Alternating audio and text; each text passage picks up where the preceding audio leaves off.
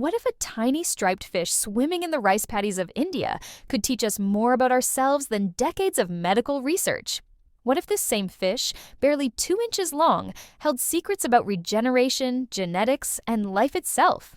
The zebrafish exists in a fascinating duality. In laboratory settings around the world, scientists peer through microscopes watching transparent embryos develop beating hearts within 24 hours. Meanwhile, half a world away in shallow streams and monsoon-fed wetlands, wild populations of these same fish face challenges their laboratory cousins never encounter. How did a small freshwater minnow from South Asia become one of science's most valuable tools? And what does it take to keep and breed these remarkable creatures in our own homes? The answers to these questions matter more than you might think. Whether you're an aquarist seeking a hardy addition to your community tank, a researcher establishing a breeding colony, or simply someone fascinated by the intersection of wild nature and scientific discovery, understanding this fish changes everything. These striped swimmers hold wisdom accumulated through millions of years of evolution, compressed into a lifespan that barely spans 5 years. Every aspect of their biology tells a story, from the horizontal stripes that give them their name to the specific temperature that triggers their dawn spawning ritual. Let's begin where every zebrafish story starts, in the waterways of the Indian subcontinent. The natural range of Danio Rerio stretches across South Asia in a distribution that scientists are still working to map completely. From Pakistan's Sutlej River basin in the west, through the vast watersheds of the Ganges and Brahmaputra rivers, eastward into Bangladesh, Nepal, and Bhutan, these fish have claimed their territory. The northern boundary reaches into the foothills of the South Himalayas, while southern populations appear sporadically in India's western and eastern Ghats. For years, researchers believed zebrafish inhabited Myanmar as well, but those old records likely describe close relatives like Danio quagga and Danio kayathit, species described only after the original collection data was recorded. What kind of water do wild zebrafish call home? Field surveys across Bangladesh and India reveal their preference for diverse aquatic environments. They thrive in moderately flowing to completely stagnant water bodies. Streams, canals, drainage ditches, oxbow lakes, ponds, and particularly rice paddies.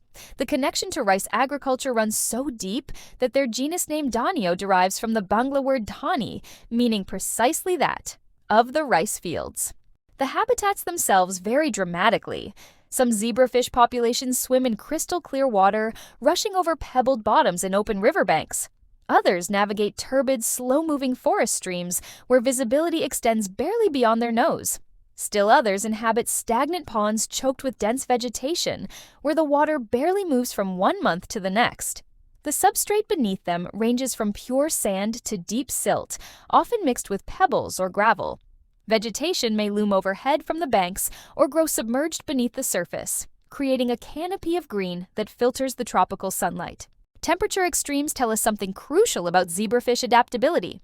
Most populations encounter water ranging from 16.5 degrees Celsius to 34 degrees Celsius. Yet researchers have documented healthy zebrafish swimming in water as cold as 12 degrees Celsius at high elevations near 1,600 meters above sea level, and others thriving in waters reaching nearly 39 degrees Celsius. The pH tends toward neutral or slightly basic conditions. These fish clearly evolved to handle variability, a trait that serves them well both in nature and in aquarium settings.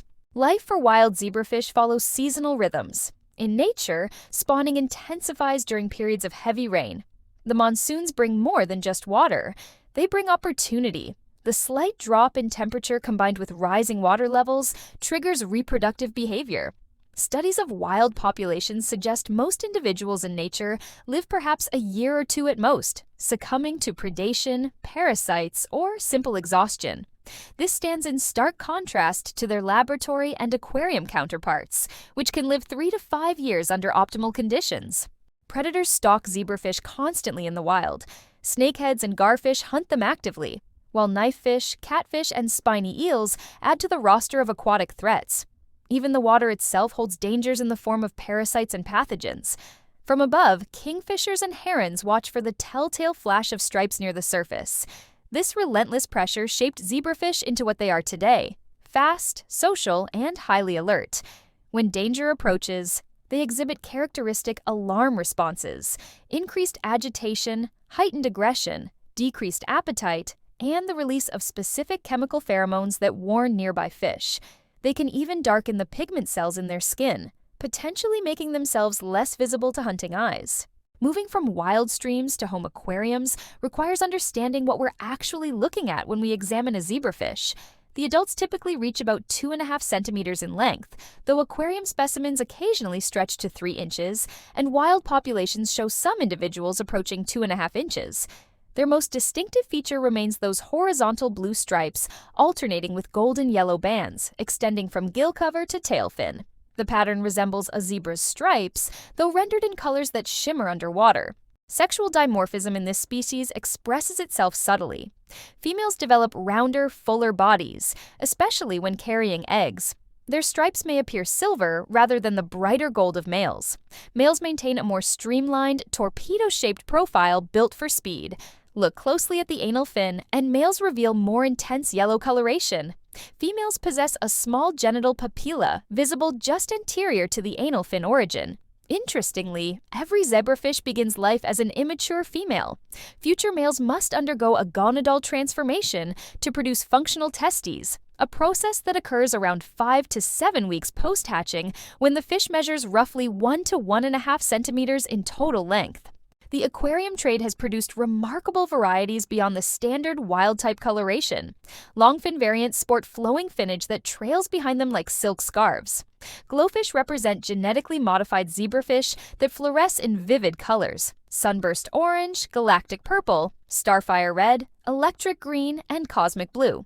These colors aren't painted on or dyed. They result from the insertion of genes from marine organisms that naturally produce bioluminescent or fluorescent proteins. Albino zebrafish appear occasionally, their bodies pale white gold and eyes distinctly red. In the wild, these would fall prey quickly, but in captivity, they survive and breed true. The body plan itself speaks to their cyprinid heritage. As members of the minnow and carp family Cyprinidae, they possess a single dorsal fin and lack the adipose fin found in some other fish groups. The mouth positions itself terminally, facing forward, perfect for their omnivorous feeding habits. Their swim bladder develops in 2 lobes, an anterior and posterior section that work together to control buoyancy with remarkable precision. Creating an appropriate home for zebrafish starts with understanding space requirements. While these fish tolerate crowding better than many species, responsible keeping demands adequate volume. For a small group of 6 zebrafish, a minimum tank capacity of 45 liters provides sufficient space. Add roughly 10 liters for each additional fish beyond that baseline. The key isn't just total volume, but rather providing adequate horizontal swimming space. These fish are perpetual motion machines, zigging and zagging across all levels of the aquarium. A tank with greater length and width serves them better than one that simply rises tall. What should line the bottom of a zebrafish tank? In their natural habitat, these fish swim over sandy riverbeds often mixed with silt and pebbles. Aquarists can replicate this with fine, soft sand or smooth gravel in darker colors. The dark substrate makes those vibrant stripes really stand out against the background. Before adding any substrate, wash it thoroughly, multiple rinses under running water until the water runs clear. This prevents the cloudy water problem that plagues newly set up tanks. Plants matter for zebrafish in ways both practical and psychological.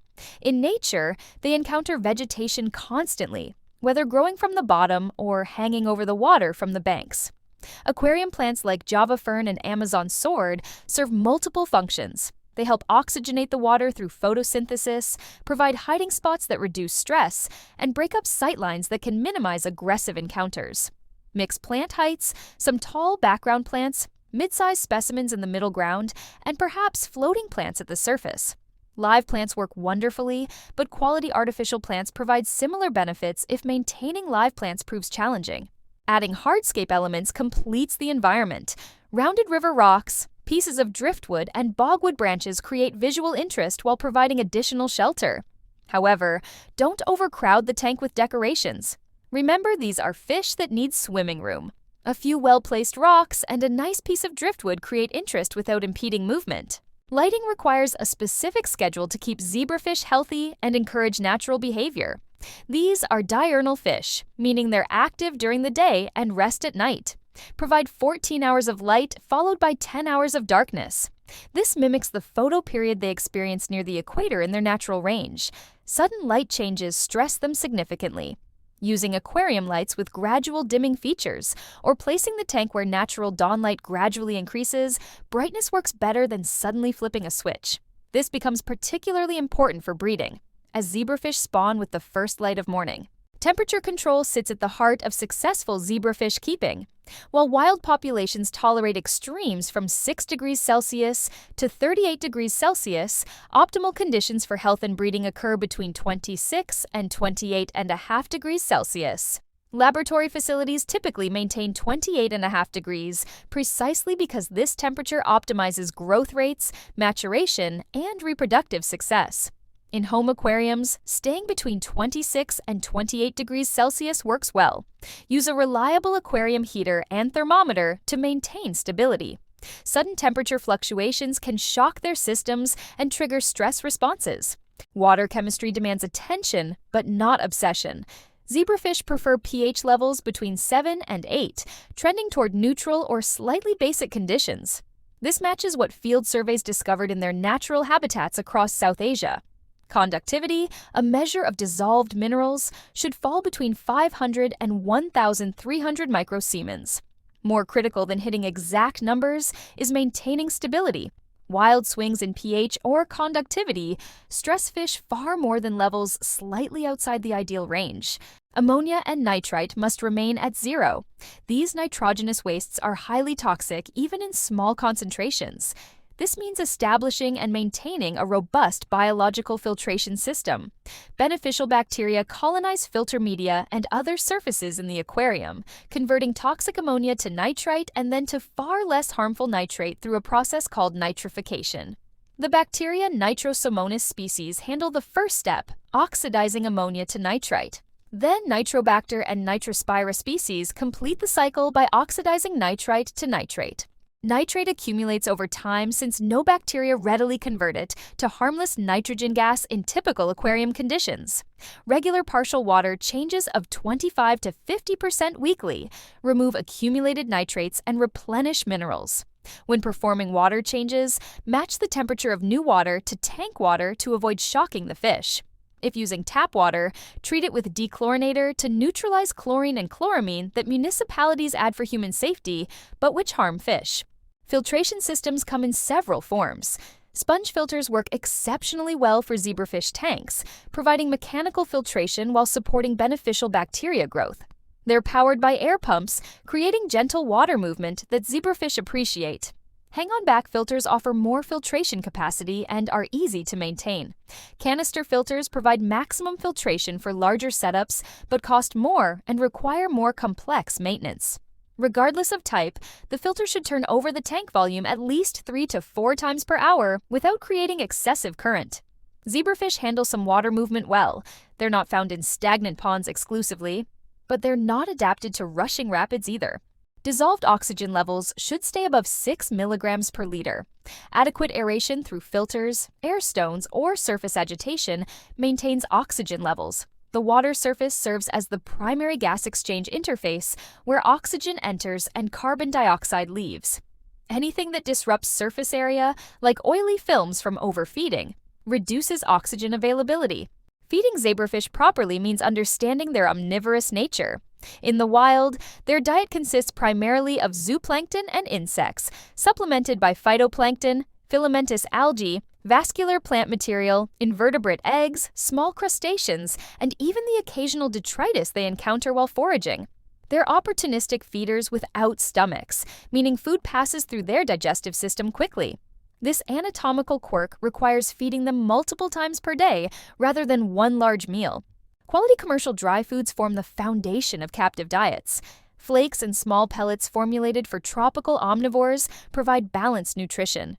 The protein content should reach at least 40 to 50%, with appropriate lipid levels around 12 to 15%. Feed twice daily at minimum, providing only what they can consume within 2 to 3 minutes. Overfeeding leads to water quality problems, as uneaten food decomposes, spiking ammonia and nitrite levels. Live and frozen foods bring dietary variety that enhances coloration, boosts immune function, and improves breeding readiness. Brine shrimp, Artemia, rank among the most popular live foods. These small crustaceans are high in protein at roughly 50% and lipids at 15%. Zebrafish hunt them eagerly, satisfying natural predatory behaviors. To culture brine shrimp, purchase cysts that can be stored in the freezer. Hatch them in salt water at 25 to 35 parts per thousand salinity, providing bright light and temperatures between 25 and 28 degrees Celsius. After 24 hours of aeration, the neoplei hatch. Strain them through 120 to 150 micron mesh, rinse with clean water, and feed to your fish. Decapsulated brine shrimp cysts, sold as decaps, offer convenience since they don't require hatching. However, quality varies between lots and contamination with heavy metals like chromium has been documented. Source live foods from reputable suppliers and remain vigilant for any signs of health problems after introducing new food sources. Rotifers provide another excellent live food option, particularly for growing juveniles. These tiny animals can be gut-loaded by growing them in algae cultures, enriching their nutritional profile before feeding them to fish. Daphnia, bloodworms, mosquito larvae, and even microscopic organisms like paramecia all have their place in zebrafish nutrition. For fry, baby zebrafish, the feeding progression follows a predictable pattern. Newly hatched larvae sustain themselves on their yolk sacs for the first few days. Around 5 days post-fertilization, when the yolk depletes and the mouth becomes functional, they require external food. First foods include infusoria, paramecia, and rotifers. Paramecia work particularly well, providing appropriately sized prey for tiny mouths. Around 15 days post-fertilization, fry graduate to newly hatched brine shrimp nauplii. By 3 to 4 weeks, they can handle finely crushed dry foods in addition to live foods. The daily protein requirement for zebrafish approximates 14 milligrams per gram of body weight. This high demand reflects their active metabolism and rapid growth potential. Balancing protein with essential fatty acids, vitamins, and minerals ensures proper development and vibrant coloration.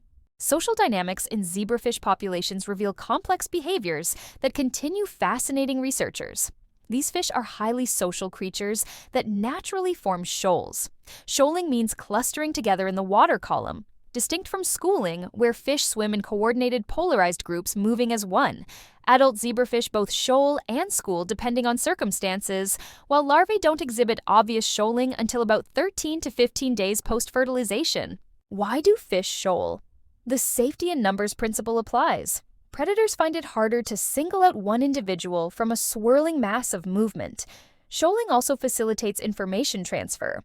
When one fish detects danger and reacts, others respond to that alarm signal through visual cues and chemical pheromones. Studies show zebrafish prefer to associate with genetically similar individuals during larval and early juvenile stages, but this shifts to preferring non-kin once they reach sexual maturity. This pattern likely evolved to balance the benefits of kin cooperation early in life with avoiding inbreeding when reproduction begins. Social hierarchies develop within zebrafish groups. Dominance isn't determined simply by size or sex. Instead, complex interactions establish who ranks where.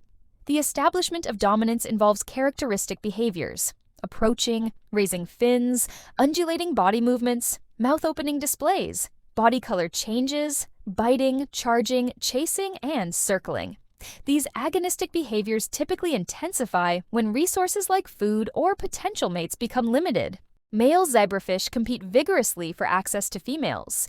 Dominant males actively exclude other males from breeding opportunities. They release steroid pheromones into the water that induce ovulation in females.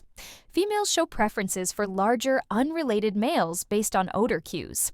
Interestingly, both male and female zebrafish display high levels of intrasexual aggression. Females fight other females, and males fight other males, each sex showing similar behavioral repertoires during contests. The temporal structure of fights follows a pattern. First comes mutual assessment, where opponents size each other up through displays and minor physical contact. This phase determines relative fighting ability. Eventually, one fish gains an advantage, and the fight shifts to a second phase where the winner initiates all aggressive acts, while the loser adopts submissive postures. fleeing, freezing, or displaying submission through clamped fins and darker coloration. Winners of fights increase their probability of winning subsequent encounters without necessarily changing their fighting behavior, suggesting they emit social status cues that other fish recognize. Losers show decreased motivation to escalate future fights, having apparently learned something about their place in the hierarchy. Despite this aggressive potential, zebrafish typically coexist peacefully in proper aquarium settings. The key word there is proper. Inadequate group size triggers problems. These fish need to be kept in groups of at least 6 individuals. Fewer than that, and aggressive behaviors intensify as subordinate fish can't disperse attention from dominant fish.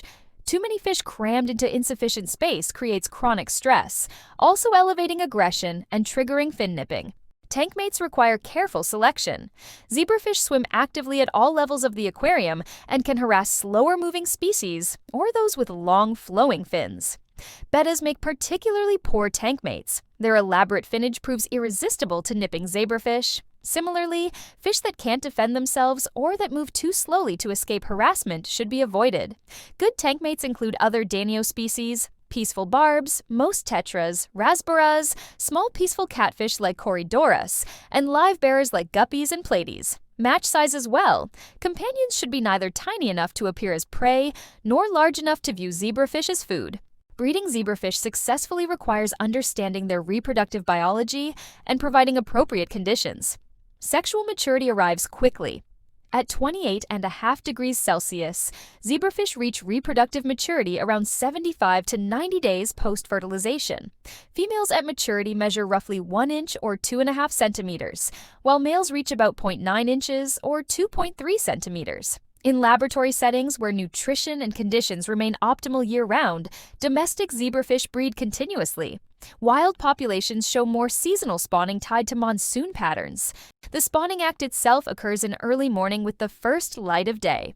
Within the first minute of light exposure following darkness, courtship begins and continues for roughly an hour. Male zebrafish chase females in characteristic courtship displays. They perform what's called the figure-8 swim, circling around the female with fins erect and body quivering. The male noses the female's vent area and swims alongside her with rapid vibrating motions. When the female is ready, she leads the male to potential spawning sites, typically areas with fine-leaved plants or suitable substrate. The female scatters eggs broadly rather than depositing them carefully. A healthy female can release 400 or more eggs during a single spawn. Males release sperm, called milt, simultaneously to fertilize eggs as they're released. The eggs themselves are small, about 0.7 millimeters in diameter, and slightly adhesive. They sink and stick to whatever substrate they encounter. Plants, rocks, or in aquarium settings, marbles or mesh specifically placed to protect them.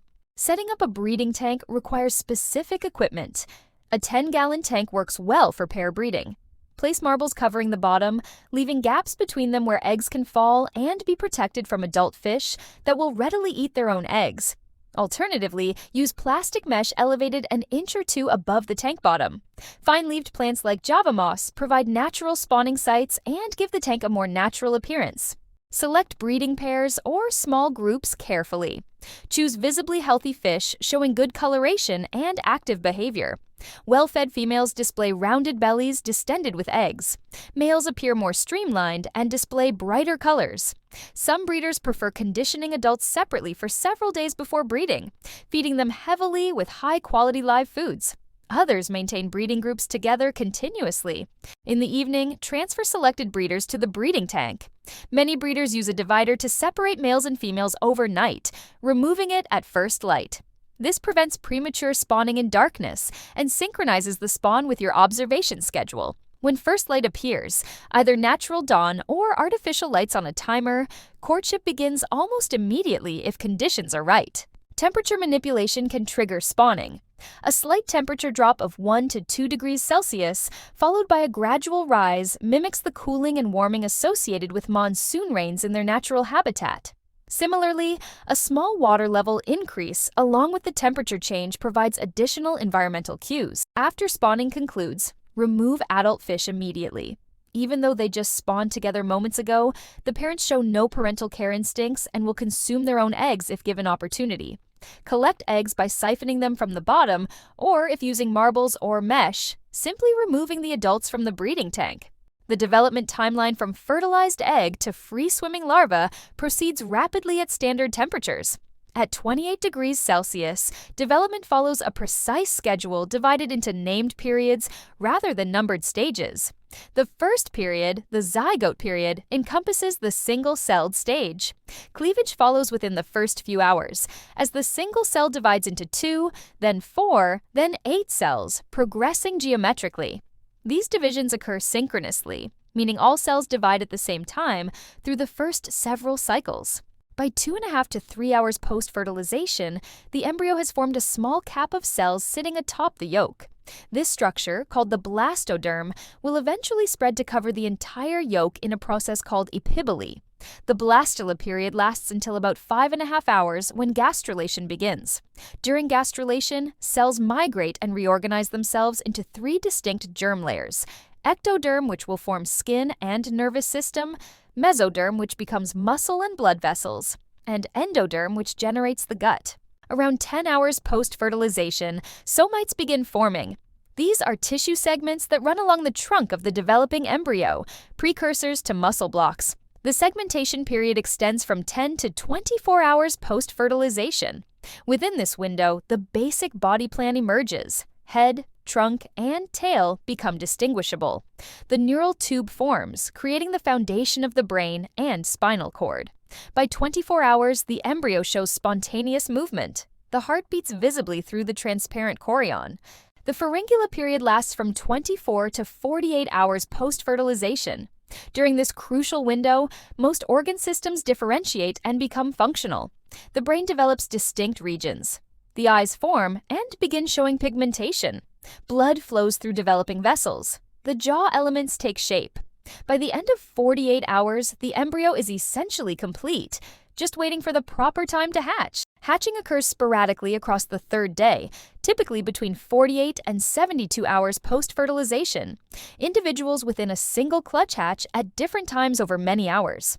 The process isn't useful as a staging marker because developmental progress continues regardless of whether an individual has freed itself from the chorion or not.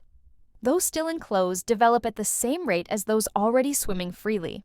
After hatching, larvae initially rely on their yolk sac for nutrition. This swollen belly beneath their forming bodies contains lipids and proteins that fuel their early development. Around 3 days post-fertilization, the mouth becomes functional. A protrusion develops that allows food intake. By 5 days post-fertilization, the yolk has mostly depleted. The gut opens end to end, and the larvae must begin eating external food sources. The larval period extends until roughly 6 weeks post-fertilization. During these weeks, the larvae more than triple in length and undergo metamorphosis. The larval fin fold, that continuous membrane running around their body, gets replaced by distinct fins with rays and spines. Scales begin developing. The adult pigment pattern starts expressing. By about 45 days post-fertilization at standard temperatures, juveniles emerge, fish that look essentially like adults but haven't achieved sexual maturity. Egg and fry care demands attention to water quality and appropriate feeding. Immediately after collecting eggs, examine them. Fertile eggs appear clear and slightly transparent, with a distinct cell structure visible. Unfertilized eggs turn opaque white within hours. Dead or infected eggs also cloud over, often developing fuzzy fungal growth. Remove dead eggs promptly to prevent fungus from spreading to healthy embryos. Methylene blue added to egg water at low concentrations, around 2 parts per million, helps prevent fungal infections while being relatively safe for developing embryos. Maintain stable temperature at 28 degrees Celsius and gentle aeration. Don't create strong currents that could batter fragile embryos. Keep lighting subdued during incubation. Once larvae hatch and deplete their yolk sacs around 5 days post-fertilization, feeding becomes critical. First foods must be tiny enough to fit in their minuscule mouths. Paramecia cultures, infusoria, or commercial liquid fry foods suspended in the water column work well. Feed multiple times daily, 3 to 5 feedings, since their stomachs haven't developed yet, and food passes through quickly. Around day 10 to 15, introduce newly hatched brine shrimp. The orange naupliae are readily visible and trigger hunting behavior. As fry grow, gradually introduce finely powdered dry foods. By 3 weeks, They should accept crushed flakes or specially formulated fry pellets. Feeding frequency can reduce to 3 to 4 times daily. Monitor growth carefully, fry that lag behind, may be getting outcompeted for food and should be separated and fed more frequently. Water changes in fry tanks require extra care. Young fish tolerate less environmental variability than adults. Perform daily 10 to 25% water changes using aged dechlorinated water matched precisely to tank temperature. Avoid sudden parameter swings. Gentle sponge filters provide mechanical filtration without creating dangerous currents that could suck in tiny fry. Fry growth rates vary considerably, even among siblings raised in identical conditions. Some individuals simply grow faster than others, reaching transition points earlier. By 8 to 12 weeks, most fry have achieved juvenile morphology, complete scales, adult fin structure, and the characteristic stripe pattern. Sexual maturity follows another 4 to 8 weeks later, around 3 to 4 months total. Disease prevention and management forms an essential part of zebrafish husbandry. While these are hardy fish, they're not invulnerable. Stress, from poor water quality, inadequate diet, aggressive tank mates, or inappropriate environmental conditions, weakens their immune systems and opens the door to pathogens. Ick, caused by the ciliated protozoan Ichthyophthirius multifilius, ranks among the most common diseases affecting aquarium fish. Infected zebrafish develop white spots resembling salt grains on their skin and fins. These represent the trophont stage of the parasite burrowed into the fish's epithelium, feeding on tissue. Behavioral changes accompany the visible spots. Fish flash or rub against objects, clamp their fins close to their body, and may hang lethargically near the surface or bottom. If left untreated, severe infestations cause extensive tissue damage and secondary bacterial infections that prove fatal. Treatment requires understanding the parasite's life cycle. The white spots are relatively protected from medication. Only the free-swimming tomite stage is vulnerable to treatment. This means extending treatment duration to ensure all parasites pass through their vulnerable phase. Raising temperature to 30 degrees Celsius speeds the life cycle, making treatment more effective. Several medications work against ick, including formalin, copper sulfate, and commercial preparations containing malachite green. Follow dosing instructions carefully and remove activated carbon from filters during treatment. Fin rot results from bacterial or fungal infections, typically Flavobacterium columnare or related pathogens. Fins develop ragged, frayed edges that appear discolored, often white, red, or black. The tissue literally rots away, progressing from the edges toward the base. Severe cases reaching the body proper can prove fatal. Fin rot almost always follows stress or injury that compromises the protective mucus layer covering fins. Treatment involves addressing the underlying cause first, improve water quality, reduce aggression, enhance nutrition. Then apply antibacterial or antifungal medications. Antibiotics like erythromycin target bacterial infections. Antifungals like methylene blue or commercial preparations containing malachite green and formalin address fungal causes. Many products combine antibacterial and antifungal compounds to cover both possibilities. Velvet disease caused by the dinoflagellate Piscinoidynium in fresh water creates a distinctive appearance. Infected fish look dusted with gold powder. The parasites contain chlorophyll, giving them their characteristic color. Early symptoms include increased respiration, scratching behavior, and clamped fins. As the infection progresses, the golden dusting becomes visible. Gills suffer particularly heavy infestation, compromising respiration. Without treatment, velvet can kill rapidly. Treatment traditionally involved atabrine, but this medication is no longer readily available. Chloroquine phosphate at 10 milligrams per liter shows effectiveness, though it harms plants and invertebrates. Copper-based medications may also work. Dim lighting during treatment helps since the parasites are photosynthetic. Microsporidian parasites present particular challenges in zebrafish populations. Pseudoloma neurophilia infects the central nervous system, causing chronic disease. Infected fish may appear healthy or show the characteristic skinny disease. Severe emaciation despite normal feeding. Spinal deformities, lethargy, and darkened pigmentation sometimes accompany infections.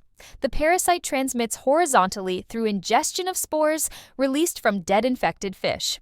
Vertical transmission from mother to offspring also occurs, with spores concentrating in ovarian tissue and contaminating eggs.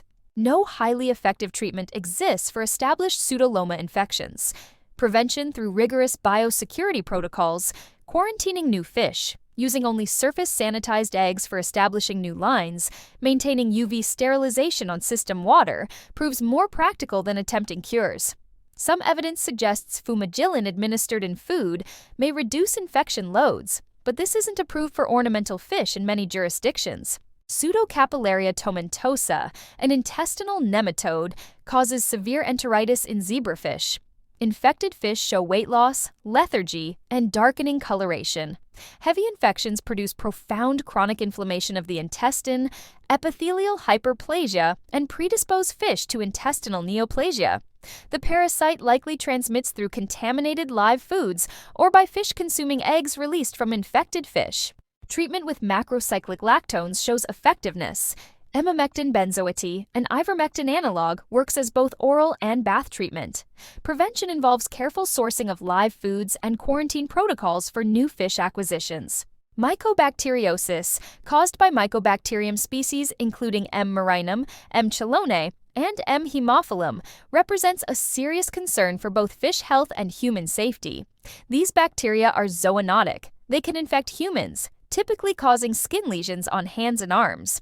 Infected fish display variable symptoms, including emaciation, skin lesions, fin loss, lethargy, and abnormal swimming. The bacteria form granulomas in multiple organs. Diagnosis requires specialized staining techniques to visualize acid-fast bacteria in tissue samples. No practical treatment exists. Infected fish should be humanely euthanized and the entire tank system disinfected. When handling potentially infected fish or contaminated water, always wear protective gloves extending past the wrist. The bacteria enter through breaks in skin, causing painful, slow-healing infections requiring prolonged antibiotic therapy in humans.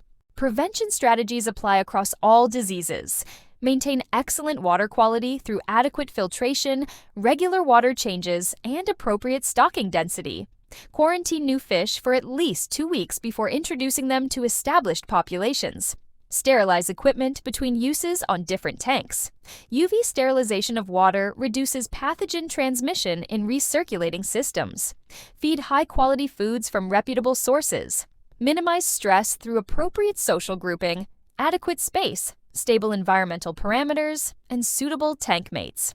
Early detection allows intervention before disease spreads through a population. Daily observation of fish behavior, appearance, and appetite reveals problems quickly. Changes in swimming patterns, coloration, fin condition, body shape, respiration rate, or feeding enthusiasm all signal potential health issues.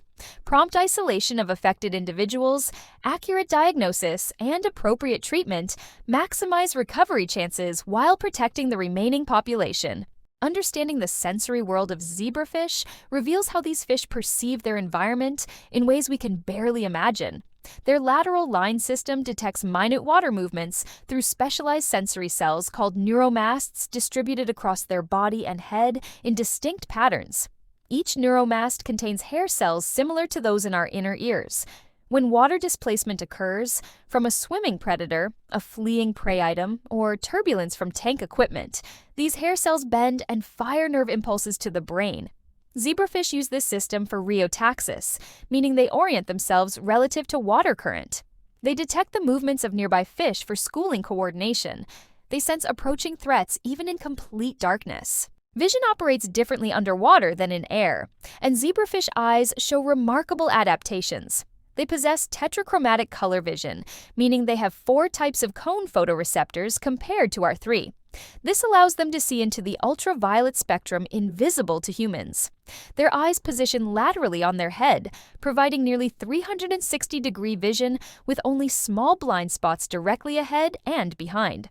This panoramic view helps detect predators approaching from any angle. However, binocular overlap, the region where both eyes see the same area simultaneously, remains limited to a narrow forward zone. This binocular region allows depth perception for striking at prey. The retina itself undergoes continuous growth throughout their life. Unlike mammals where retinal neurons are fixed at birth, zebrafish keep adding new photoreceptors and neural circuitry as they grow. This makes them valuable models for studying retinal regeneration. When researchers damage zebrafish retinas experimentally, the fish regenerate functional photoreceptors and restore vision within weeks. Understanding this process could eventually help humans suffering from degenerative eye diseases. Chemical senses dominate much of zebrafish social and reproductive behavior. Olfaction, the sense of smell, operates through paired olfactory organs located in small pits anterior to their eyes. Water flows through these pits, carrying dissolved molecules that bind to olfactory receptor neurons. Zebrafish detect amazingly low concentrations of biologically relevant chemicals. Pheromones released by conspecifics convey information about sex, reproductive state, social status, and even stress levels. When one zebrafish gets injured or frightened, it releases alarm substances that nearby fish detect through olfaction, triggering immediate flight responses. The reproductive pheromone system reveals sophisticated chemical communication. Males release prostaglandin compounds into the water during courtship. These steroids induce ovulation in females, essentially hormonal signaling through the water medium. Females assess male quality partly through pheromone profiles, preferring signals from larger, genetically compatible males. After spawning, chemical cues in the water stimulate spawning behavior in other nearby fish, potentially synchronizing reproduction across the population. Taste receptors distributed across their body, surface allows zebrafish to sample water chemistry continuously. They literally taste their environment through their skin, detecting dissolved nutrients, toxins, and other relevant chemicals. The mouth and gill regions show particularly dense taste receptor distribution. This helps them assess food quality before swallowing and detect dangerous water chemistry changes quickly. Circadian rhythms govern zebrafish physiology and behavior with precision rivaling any biological clock. These internal timekeeping mechanisms coordinate daily cycles of activity, feeding, hormone secretion, and cell division. The pineal gland, a small organ in the brain that directly detects light through the skull, serves as a primary circadian pacemaker. Unlike mammals where circadian signals route from eyes to brain structures, zebrafish pineal cells are intrinsically photosensitive. Light exposure patterns profoundly affect zebrafish health and reproduction. Constant light or darkness disrupts normal physiology. Fish kept under continuous illumination show elevated stress hormone levels, disrupted metabolism, and reduced reproductive output. The recommended 14 hours light, 10 hours dark cycle mimics equatorial photoperiods near their natural range. This provides adequate active period for foraging and social interaction, while ensuring sufficient dark period for rest and cellular maintenance processes that occur primarily at night. The transition periods between light and dark matter as much as the total duration. Abrupt light changes stress fish. Gradual transitions over 20 to 30 minutes better simulate natural dawn and dusk. Many modern aquarium lights include dimming functions specifically for this purpose. During the gradual brightening at dawn, zebrafish show characteristic arousal patterns, increased activity, feeding motivation, and for breeding adults, onset of courtship behavior. The first moments of light exposure after darkness trigger spawning with remarkable consistency. This makes photoperiod manipulation a powerful tool for controlling breeding schedules. Beyond daily cycles, seasonal photoperiod changes influence wild zebrafish populations. Although they inhabit tropical regions without dramatic day-length variation, the monsoon seasons bring changes in cloud cover, water turbidity, and rainfall patterns that alter light regimes. Laboratory studies show zebrafish can detect surprisingly small photoperiod changes and adjust their physiology accordingly. Extended photoperiods promote growth and earlier maturation. Shortened photoperiods can suppress reproduction, potentially an adaptation to unfavorable seasonal conditions. Water chemistry involves more than just pH and temperature. Understanding the complete picture helps maintain optimal conditions. Hardness refers to dissolved calcium and magnesium concentrations. General hardness measured in degrees or parts per million indicates total divalent cations. Carbonate hardness specifically measures bicarbonate and carbonate ion concentration, which buffers pH. Zebrafish tolerate a range of hardness levels but show preferences. Most natural populations inhabit relatively soft water, with hardness ranging from 50 to 200 parts per million. Extremely soft water below 50 parts per million may lack adequate minerals for optimal growth. Very hard water above 300 parts per million can cause osmotic stress. Conductivity provides a proxy measurement for total dissolved solids. Pure water doesn't conduct electricity well, but dissolved ions carry current. Conductivity meters measure this electrical conductivity, reported in microsiemens per centimeter. Zebrafish thrive between 500 and 1,300 microsiemens. Values below 300 suggest mineral deficiency. Values above 2,000 indicate excessive dissolved solids that may include harmful compounds or create osmotic challenges. The ions comprising that conductivity matter tremendously. Sodium, potassium, calcium, and magnesium serve essential physiological functions. Chloride and sulfate balance the positive charges. Trace elements like iron, zinc, copper, and selenium are required in minute quantities but prove toxic in excess. Municipal water treatment adds chlorine or chloramine for disinfection, both toxic to fish. Chlorine gas dissipates from standing water within 24 to 48 hours, but chloramine, a more stable chlorine-ammonia compound, persists indefinitely without chemical neutralization. Heavy metal contamination poses serious risks. Copper, while required in trace amounts, becomes toxic above 0.2 parts per million. Zinc shows similar dual nature, essential at low levels, poisonous at high concentrations. Lead has no biological function and causes neurological damage even at parts per billion levels. When setting up new systems using copper plumbing, flush lines thoroughly before housing fish. Some aquarium medications contain copper, necessitating careful dosing and monitoring. Dissolved oxygen concentration determines how much oxygen remains available for respiration. Fish extract oxygen from water, passing over their gills. Warm water holds less dissolved oxygen than cold water. At 28 degrees Celsius, saturation occurs around 7 to 8 milligrams per liter. Heavily stocked tanks, or those with high organic loads, can drop below this. Zebrafish show distress below 6 milligrams per liter. Increased gill ventilation rate, surface gulping, lethargy. Maintaining dissolved oxygen above 6 milligrams per liter through adequate aeration and appropriate stocking density prevents chronic hypoxic stress. Carbon dioxide accumulates in closed systems from fish respiration and bacterial metabolism. High carbon dioxide concentrations lower pH and can cause narcosis at extreme levels. Good surface agitation promotes gas exchange. Carbon dioxide exits while oxygen enters. This explains why bubbling from air stones or filter returns helps maintain water quality beyond just the mechanical disturbance. Advanced breeding techniques allow greater control over reproduction and genetics. Conditioning prospective breeders before spawning improves egg quality and quantity. Separate males and females for 5 to 7 days in individual containers or divided tanks. Feed heavily with high-quality foods, especially live foods like brine shrimp and bloodworms. Females fed enriched diets produce eggs with higher lipid content and better carotenoid profiles, improving larval survival rates.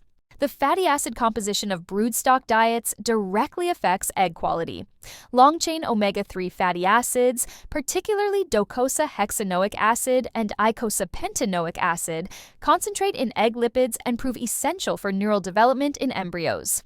Brine shrimp naturally contain moderate omega-3 levels, but enriching them by feeding them algae high in these fatty acids before feeding to zebrafish improves nutritional value. Studies show larvae from mothers fed omega-3 enriched diets show better growth rates and survival through the critical first weeks. Vitamins influence reproductive success substantially. Vitamin E deficiency in broodstock leads to reduced egg production and higher embryo mortality. Vitamin C supports immune function and stress resistance. B vitamins facilitate energy metabolism. Most quality commercial foods contain appropriate vitamin levels, but these degrade during storage. Purchase food in quantities consumed within 3 months and store in cool, dark, dry conditions. Refrigeration extends shelf life by slowing vitamin degradation. Group spawning versus pair spawning each offer advantages. Group spawning using 3 to 5 females and 5 to 8 males in a large breeding tank produces many eggs in a single session. The social dynamics of group spawning may actually stimulate more natural behavior and higher fertilization rates. However, genetic tracking becomes impossible. You can't identify which parents produced which offspring. Pair spawning using one female and one or two males allows precise genetic record keeping essential for maintaining distinct lines or tracking inheritance patterns. The trade-off is fewer eggs per breeding attempt and potentially lower fertilization success if the particular male selected isn't performing well that day. In vitro fertilization provides ultimate control over crosses. This technique involves anesthetizing adults with tricaine, then manually extracting eggs from females and sperm from males. Females are gently squeezed over a collection dish, expelling eggs. Males are similarly compressed, releasing milt into containers with cold buffer solution that preserves sperm viability up to 90 minutes. Eggs and activated sperm are mixed together with fresh water. The osmotic shock activates sperm motility and fertilization occurs within seconds. In vitro, fertilization ensures precise timing, allows genetic crosses between non-compatible strains, and produces synchronously developing embryos valuable for research. Strain differences in laboratory zebrafish populations deserve attention. Over decades of laboratory breeding, distinct strains emerged with characteristic genetic backgrounds. The AB strain, originally from the University of Oregon, shows rapid growth and high fecundity. The Tübingen strain from Germany was selected for optical clarity, making embryos easier to image. The WIK strain from India maintains closer genetic similarity to wild populations. These strains differ subtly in behavior, physiology, development rates, and stress responses. Serious breeders maintain strain identity carefully, avoiding cross-contamination that would muddy genetic backgrounds. Wild zebrafish show far greater genetic diversity than any laboratory strain. Field collections across the species range reveal population structure. Fish from different river drainages show genetic differentiation. Northern Himalayan populations differ genetically from southern peninsular Indian populations. This diversity represents evolutionary adaptation to local conditions. Temperature tolerances, parasite resistance, and behavioral traits vary among populations. Preserving this diversity matters for the long-term health of captive populations and potential conservation concerns if wild populations decline. Stress responses in zebrafish follow pathways remarkably similar to mammalian stress biology. When threatened, their hypothalamus-pituitary interinal axis activates, releasing cortisol into the bloodstream. Cortisol mobilizes energy reserves, suppresses immune function, and alters behavior. Acute stress from a brief predator encounter causes temporary cortisol elevation that resolves quickly once the threat passes. Chronic stress from ongoing poor water quality, aggression, or overcrowding keeps cortisol elevated continuously. This chronic elevation compromises immune function, impairs growth, reduces reproductive success, and shortens lifespan. Detecting stress before it causes obvious disease requires careful observation. Subtle signs include darkened body coloration, clamped fins held tight against the body rather than extended naturally, reduced activity or lethargy, decreased appetite, and increased respiration rate. Stressed fish may hover near the surface, gulping air, or sit motionless on the bottom. Social fish like zebrafish that normally school actively become isolated when severely stressed. Behavioral changes precede physical symptoms, like weight loss or visible disease, making observation your most valuable diagnostic tool. Environmental enrichment reduces stress and promotes natural behaviors, though implementing it in zebrafish systems involves trade-offs. Wild zebrafish navigate structurally complex habitats with vegetation, substrate variations, and three-dimensional structure.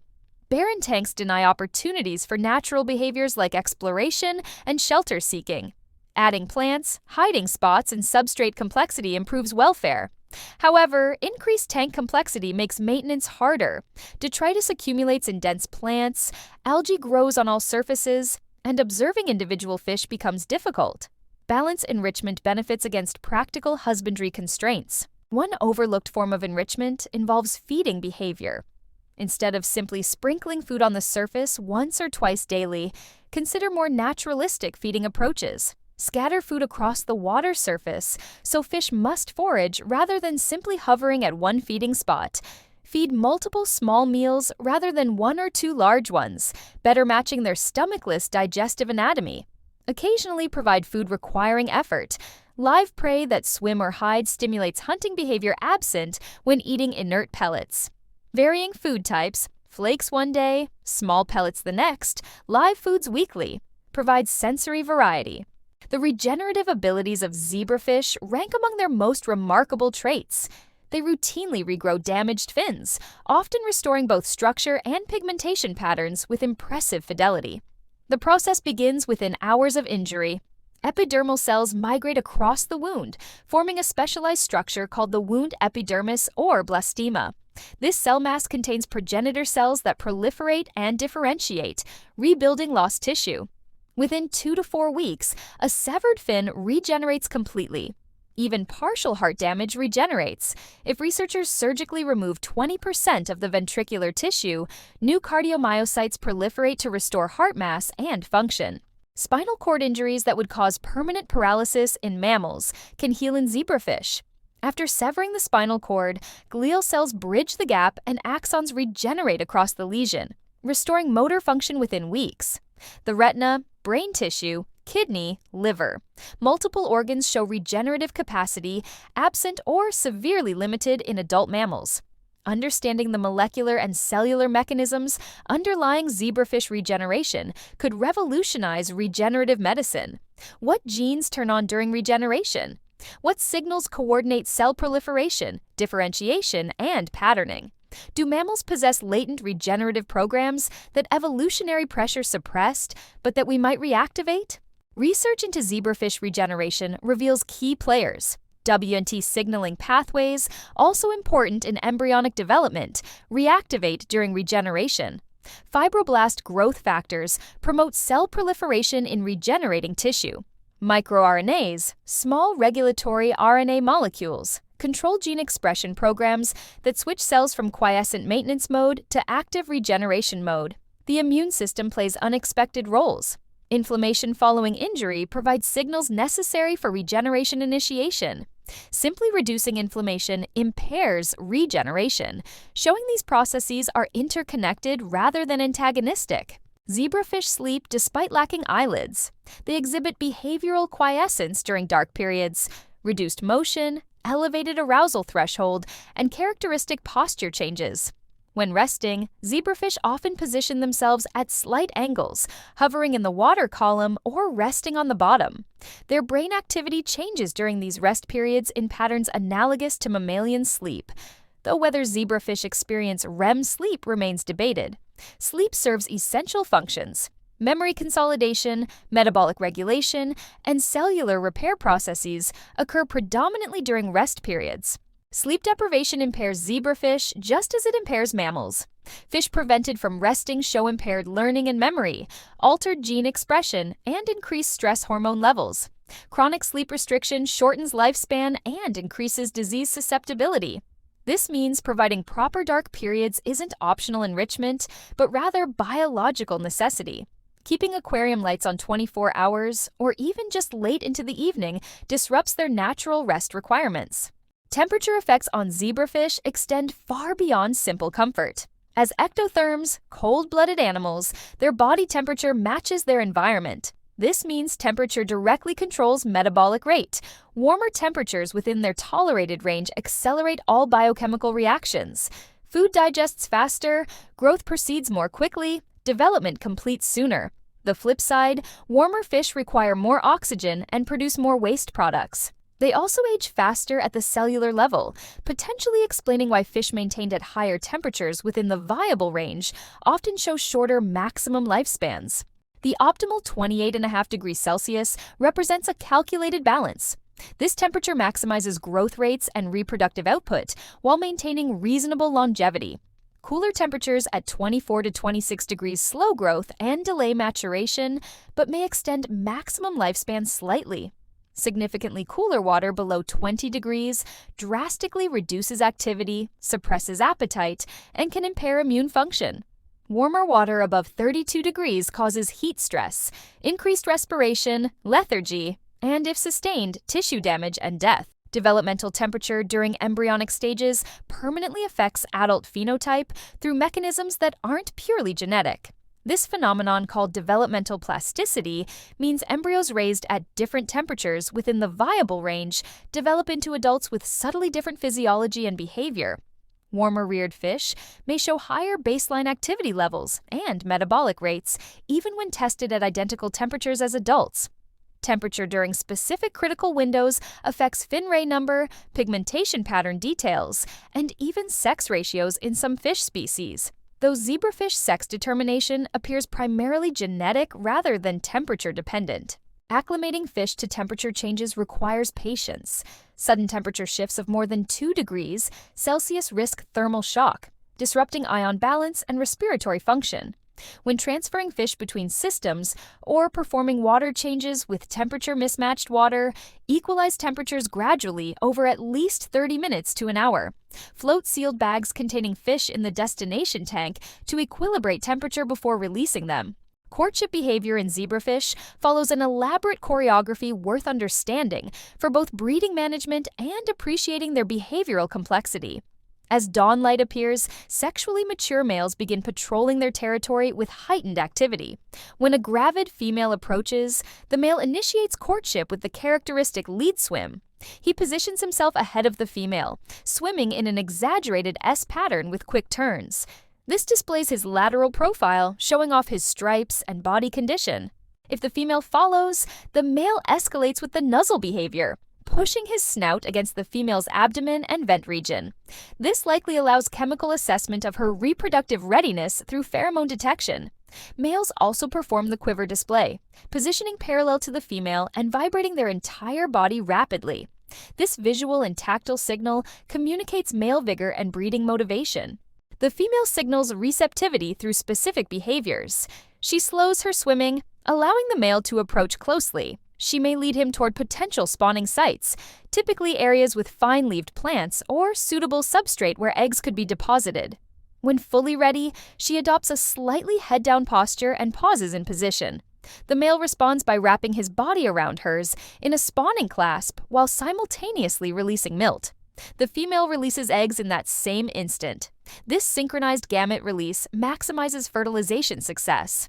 The pair may repeat this spawning clasp dozens of times over 30 to 60 minutes, with short swimming breaks between each bout. Not all courtship attempts succeed. Females often reject male advances initially, swimming away quickly, or even displaying mild aggression. Males may court multiple females sequentially. Dominant males actively chase subordinate males away from receptive females. This competition intensity increases with unbalanced sex ratios. Observing successful courtship requires patience and, ideally, multiple attempts. Some pairs spawn readily on first introduction, while others require several days to acclimate and establish proper behavioral synchrony. Fry rearing systems range from simple to highly automated. The simplest approach uses static containers, small tanks, or even large plastic containers, with daily manual water changes. Place newly hatched larvae in clean water at 28 degrees Celsius. Perform 50 to 75% water changes daily using aged, temperature-matched water. Feed small amounts of first foods multiple times daily. This labor-intensive method works fine for small batches, but becomes impractical for hundreds or thousands of fry. Flow-through systems automate water changes by continuously supplying fresh water while draining overflow. The challenge is providing enough flow for water quality without creating currents that exhaust tiny larvae with limited swimming ability. Very gentle flow, perhaps a few drops per second initially, increasing gradually as larvae grow, balances these concerns. Screens or fine mesh prevent larvae from escaping through drain lines. Recirculating systems with biological filtration allow larger scale production. Specialized nursery tanks connect to filtered water supplies. The key is developing adequate biological filtration capacity before adding larvae. Immature filter bacteria can't handle the ammonia load from hundreds of growing fish, leading to toxic spikes. Many facilities maintain dedicated nursery systems separate from adult housing, optimizing conditions for each life stage. Feeding larval fish represents the greatest challenge in zebrafish culture. Their tiny mouths and limited swimming ability mean food must be appropriately sized and readily available. Paramecia culture involves growing these ciliated protozoans in separate containers with appropriate bacteria as food source. The cultures require maintenance, fresh medium, temperature control, and monitoring to prevent crashes. When paramecia reach high density, harvest them by filtering through mesh to remove culture water, then add concentrated paramecia to fry tanks. Some facilities now use commercially available dry foods formulated for first-feeding fish. These contain particles in the 5 to 50 micron range, small enough for newly feeding larvae to ingest. The advantage is convenience, no live culture maintenance. The disadvantage is lower nutritional quality compared to live prey, and potentially more water quality challenges from uneaten particles. The transition from first feeding through juvenile stages requires careful food size progression. Watch fry behavior during feeding. If they approach food items but don't ingest them, the particles are too large. If they swim through clouds of food without responding, they can't see or detect it properly. Successful feeding shows active hunting behavior, fry darting toward food items, mouth gaping attempts, and visible distension of the abdomen as food accumulates. So, what makes zebrafish such remarkable animals? Start with their genetic similarity to humans. We share roughly 70% of our genetic code with these striped minnows. More importantly, 82% of genes associated with human diseases have zebrafish homologs. This makes them powerful models for studying human health and disease. The rapid development and transparent embryos allow researchers to watch organ formation in real time without invasive procedures. The ease of breeding produces the large sample sizes necessary for robust experimental design. Yet, their value extends beyond laboratories. For aquarists, zebrafish offer hardy, active fish that bring movement and color to community tanks. Their social nature makes them endlessly interesting to watch. The relative ease of breeding them successfully provides learning opportunities for those interested in fish reproduction. Their adaptability to varying conditions makes them forgiving of beginner mistakes, while still rewarding careful husbandry with vibrant health and breeding success. The species continues revealing secrets even after decades of intensive study. Every year brings new discoveries about their biology, new applications for research, new understanding of their wild ecology. The gap between laboratory and wild zebrafish highlights how much we've adapted these fish to our purposes, while simultaneously showing how much we still don't understand about their natural history.